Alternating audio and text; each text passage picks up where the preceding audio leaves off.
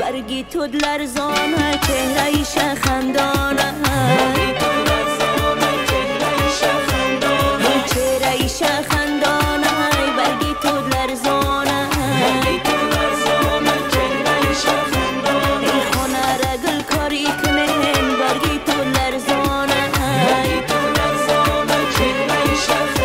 ای کلچه شیر مالی کنین برگی تو لرزانه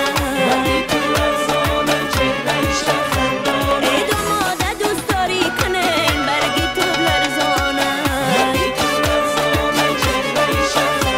ای کشیر هش خالی کنین برگی تو لرزانه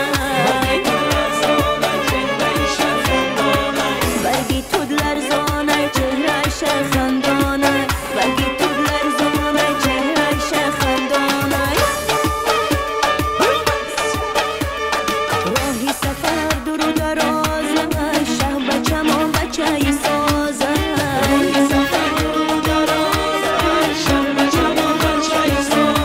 در چرم دری بالا آوازی دفع شه بچه‌مان بچه سازه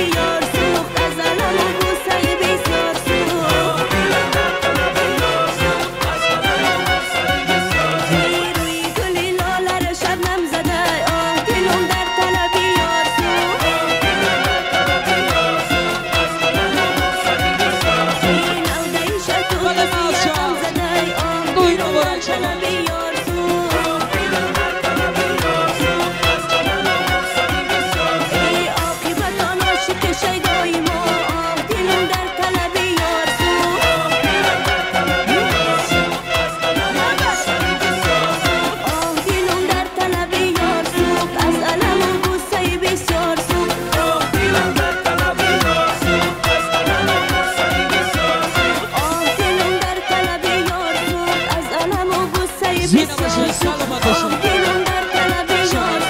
از علمم قصه بسیار سو سلامت باشن بازم یک بار دیگه توی مبارک باشد میخائیل جان خداوند خوش پیرتان کنه خوش آمدن